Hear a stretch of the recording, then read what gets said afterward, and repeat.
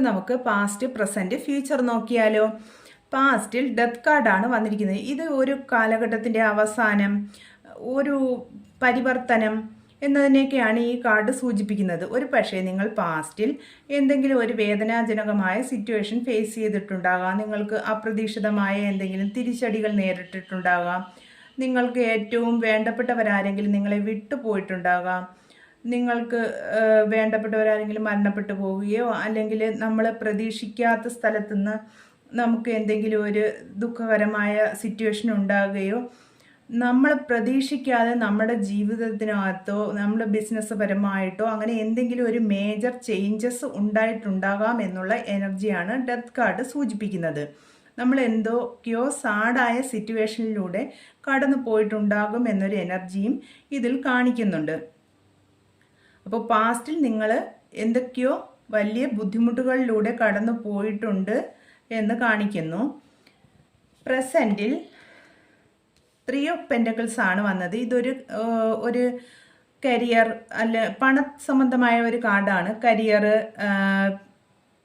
ഒരു എന്തെങ്കിലും ഒരു ജോലി ഒന്നിൽ നിങ്ങൾ ഫോക്കസ് ചെയ്തിട്ടുണ്ടാകാം, പഠിച്ചുകൊണ്ടിരിക്കുന്നുണ്ടാകാം, ഒരു മെൻറ്ററുടെ കീഴിൽ വർക്ക് ചെയ്യുന്നുണ്ടാകാം, ബിസിനസ് ചെയ്യുന്നവരായിരിക്കാം, അല്ലെങ്കിൽ ഒരു കാർപ്പൻ്ററോ അല്ലെങ്കിൽ ഒരു ബിൽഡിംഗ് വർക്കൊക്കെ ചെയ്യുന്നവരോ, അങ്ങനെ ഒരു വർക്കിംഗ് എൻവയറമെൻറ്റിൽ നിൽക്കുന്ന ഒരു എനർജി ഈ കാർഡിൽ കാണിക്കുന്നുണ്ട്.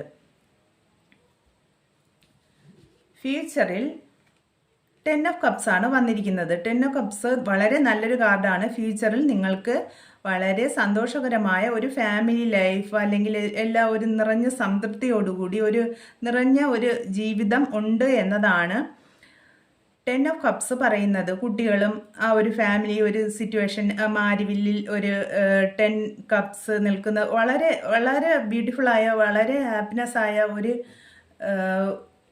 കാർഡാണ് 10 ഓഫ് കപ്സ്. അപ്പോൾ ഈ എന്തെങ്കിലും ഒരു എനർജിയിൽ കൂടി കടന്നു പോകുന്നവരാണെന്നുണ്ടെങ്കിൽ നിങ്ങൾക്ക് മുന്നിൽ ഒരു നല്ല ദിവസങ്ങൾ ഫ്യൂച്ചറിലുണ്ട് എന്ന് ഈ കാർഡ് നിങ്ങളോട് പറയുന്നു. എല്ലാവർക്കും റെസനേറ്റ് ആകണമെന്നില്ല. റെസനേറ്റ് ആവുന്നവർ മാത്രം എടുക്കുക. താങ്ക്